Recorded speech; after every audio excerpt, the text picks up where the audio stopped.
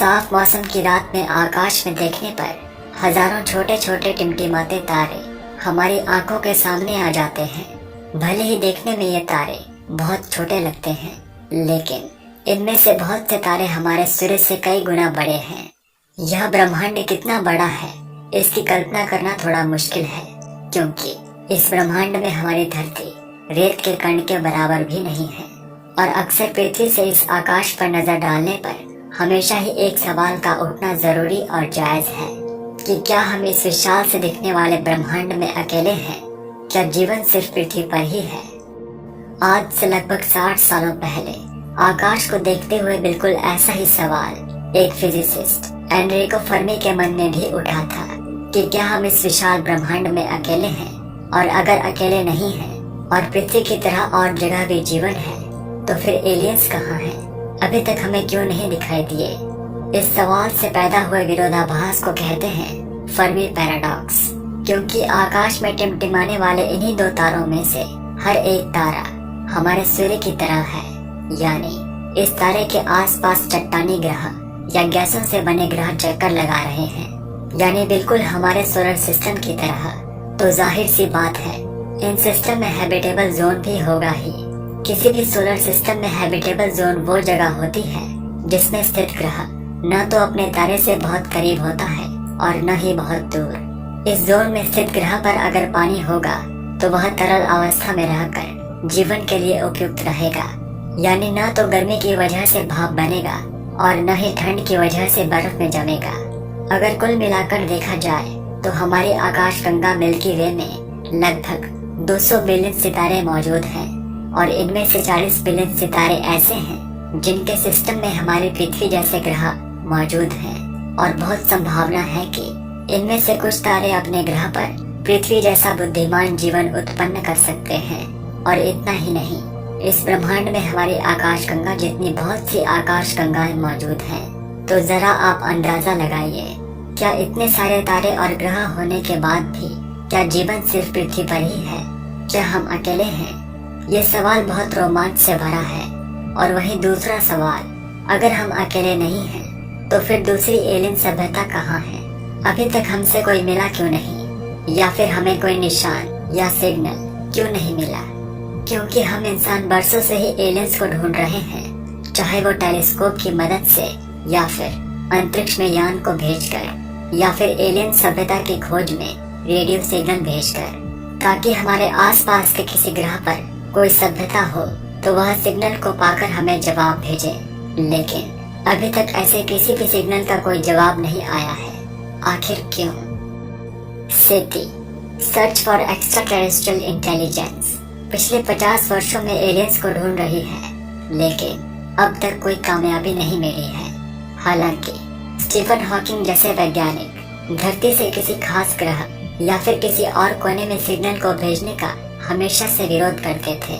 उन्हें डर था कि ऐसा करने से हो सकता है कि हमारे ब्रह्मांड में हमसे भी ज्यादा ताकतवर सभ्यताएं मौजूद हो सकती हैं, जिन्हें हमारे बारे में पता ना हो। लेकिन सिग्नल्स को पाकर वो हमें ढूंढते हुए आ सकते हैं, जिसकी वजह से पृथ्वी के लिए खतरा बढ़ सकता है और हम इंसानों का भविष्य खतरे में पड़ सकता है। क्योंकि ड्रेक इक्वेशन, जो कि आकाशगंगाओं में एलियन सभ्यता की संख्याओं को डिस्क्राइब करती है, के अनुसार हमारी आकाशगंगा मिल्की वे में कम से कम 20 बुद्धिमान एलियन सभ्यताएं होनी चाहिए जो कि हमसे संपर्क कर सके। और अगर सच में ऐसा है तो अभी तक हमसे किसी एलियन सभ्यता ने संपर्क क्यों नहीं किया? लेकिन सवाल ये कि एलियन सभ्यता कहाँ है के बजाय उन सभ्यताओं के साथ क्या हुआ? सवाल ये भी तो हो सकता है। ऐसे ही कुछ सवालों के जवाबों की संभावनाओं को एक्सप्लेन किया है फर्मी पैराडॉक्स एक्सप्लेनेशन में। आज मैं आपको कुछ फर्मी पैराडॉक्स एक्सप्लेनेशंस के बारे में बताने जा रहा हूँ। पहली एक्सप्लेनेशन। इस एक्सप्लेनेशन के अनुसार हमारी आकाशगंगा मिल्की वे में मौजूद किसी हाई एडवांस सभ्यता ने हमारे ग्रह से संपर्क किया हो, लेकिन उस वक्त यहाँ पर जीवन की शुरुआत ना हुई हो। दूसरी एक्सप्लेनेशन। हो सकता है हमारी आकाशगंगा में कुछ सभ्यताएं मौजूद हों, लेकिन वह हमसे बहुत दूर हों। और हमारा सौरमंडल आकाशगंगा के ऐसे स्थान पर स्थित हो सकता है जहां आसपास एलियन सभ्यता मौजूद न हो। तीसरी एक्सप्लेनेशन। इस एक्सप्लेनेशन के अनुसार हमारी मिल्की वे आकाशगंगा में एडवांस सभ्यता मौजूद हो और वो इतनी आधुनिक बन चुकी हो कि उन्हें नए स्रोतों को ढूंढने के लिए किसी दूसरे ग्रह पर जाने या सिग्नल भेजने की जरूरत ही न हो। चौथी एक्सप्लेनेशन। इस एक्सप्लेनेशन के अनुसार हमारे मिल्की वे में या ब्रह्मांड में कुछ ऐसी सभ्यताएं मौजूद हो सकती हैं जो दूसरी सभ्यता को खुद से ज्यादा एडवांस होते हुए नहीं देख सकती, जैसा कि हॉलीवुड मूवीज में दिखाया जाता है। और ऐसी ही सभ्यता के डर की वजह से कोई सभ्यता स्पेस में अपने सिग्नल्स को नहीं भेजती है कि वो सिग्नल कोई ऐसी सभ्यता ना कैच कर ले जो उन पर हमला कर उनके विनाश का कारण बन जाए। पांचवी एक्सप्लेनेशन। इस एक्सप्लेनेशन के अनुसार अंतरिक्ष में बहुत से सिग्नल्स हों, पर हो सकता है कि हम इंसानों के पास अभी इतनी हाई टेक्नोलॉजी नहीं है कि हम उन सिग्नल्स को डिटेक्ट कर सकें। इसी वजह से दूसरी सभ्यताएं हमसे संपर्क नहीं कर पा रही हों। छठी एक्सप्लेनेशन। इस एक्सप्लेनेशन के अनुसार कोई हाईली एडवांस सभ्यता हमारी आकाशगंगा में मौजूद हो और शायद वो हमें ऑब्जर्व भी कर पा रही हो, और हो सकता है हमारे साथ साथ वो और दूसरे ग्रहों की सभ्यता को भी ऑब्जर्व कर पा रही हो, लेकिन वो एडवांस्ड हो और उन्हें हम में कोई इंटरेस्ट न हो। उनके लिए हम वैल्यूलेस हो, चींटी के समान। हमसे संपर्क करने के लिए उनके पास कोई वक्त ही ना हो। इन एक्सप्लेनेशंस में से सबसे खास है द ग्रेट फिल्टर थ्योरी। हमारा सवाल कि सभी एलियंस कहाँ हैं का संभावित जवाब द ग्रेट फिल्टर थ्योरी में छुपा हो सकता है।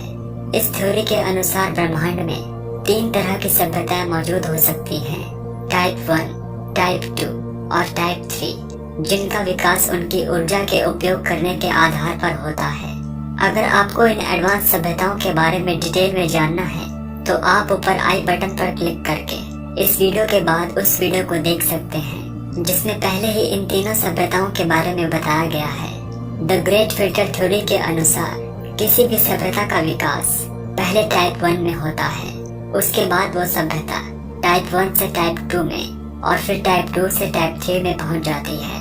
अभी फिलहाल हम इंसान टाइप 1 सभ्यता के स्केल में ही चल रहे हैं और कुछ वैज्ञानिकों का मानना है कि आने वाले 200 से 300 सालों में हम टाइप 1 सभ्यता बन जाएंगे। इस थ्योरी के अनुसार किसी भी सभ्यता के विकास के दौरान एक ऐसा समय आता है जब वह सभ्यता पूरी तरह से खत्म हो जाती है। तो इसके अनुसार टाइप 1, टाइप 2 या टाइप 3 जैसी कोई सभ्यता रही हो, लेकिन वो अब तक खत्म हो चुकी हो।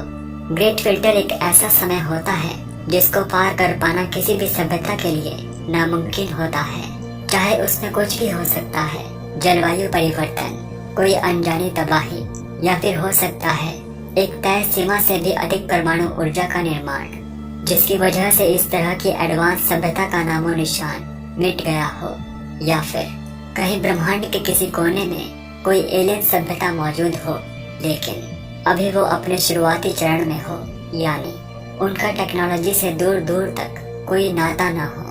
अक्सर हम लोग एलियंस का नाम सुनते ही कुछ इस तरह के प्राणियों की तस्वीर अपने दिमाग में आ जाती है, जो कि मेहरबानी है हॉलीवुड मूवीज की। हमें लगता है कि एलियंस दिखने में कुछ हमारे जैसे ही होंगे, लेकिन क्या पता कहीं किसी हैबिटेबल जोन में जीवन पनप रहा हो, लेकिन बैक्टीरिया की फॉर्म में और पेड़ पौधों के रूप में। बात तो यहाँ जीवन तलाशने की ही हो रही है। तो एक ये भी तो संभावना है। वैज्ञानिक इतने सारे पृथ्वी जैसे ग्रहों को खोज चुके हैं जिनमें से अनुमान है कि कुछ पर सिर्फ पानी मौजूद है। तो एक संभावना ये भी हो सकती है कि ऐसे ग्रहों पर सिर्फ जलीय जीव उपस्थित हों, क्योंकि अगर पानी है तो उसमें जीवन की संभावना हो सकती है। जैसा कि वैज्ञानिक कहते हैं कि हमारी आकाशगंगा में ही हमारी पृथ्वी जैसे लाखों ग्रह हैं, तो हो सकता है इनमें से कुछ पर जीवन संभव हो, और क्या पता वो अभी हम जितने विकसित नहीं हुए हों, या फिर हो सकता है वो हमसे ज्यादा आधुनिक हों। ये तो फिलहाल हमें अभी नहीं पता है, क्योंकि अभी तक हमारे वैज्ञानिक इतनी हाई टेक्नोलॉजी के टेलीस्कोप का निर्माण नहीं कर पाए हैं जिसकी मदद से हम पृथ्वी जैसे जीवन की संभावना वाले 40 करोड़ ग्रहों को ऑब्जर्व कर सकें। लेकिन वैज्ञानिकों के अनुसार अब आने वाले कुछ समय में यानी 2021 में लॉन्च होने वाले जेम्स वेब टेलीस्कोप की सहायता से ऐसा संभव हो पाए। क्या हम कभी किसी बुद्धिमान एलियन सभ्यता की खोज कर पाएंगे? आपका क्या सोचना है? मुझे जरूर बताइएगा।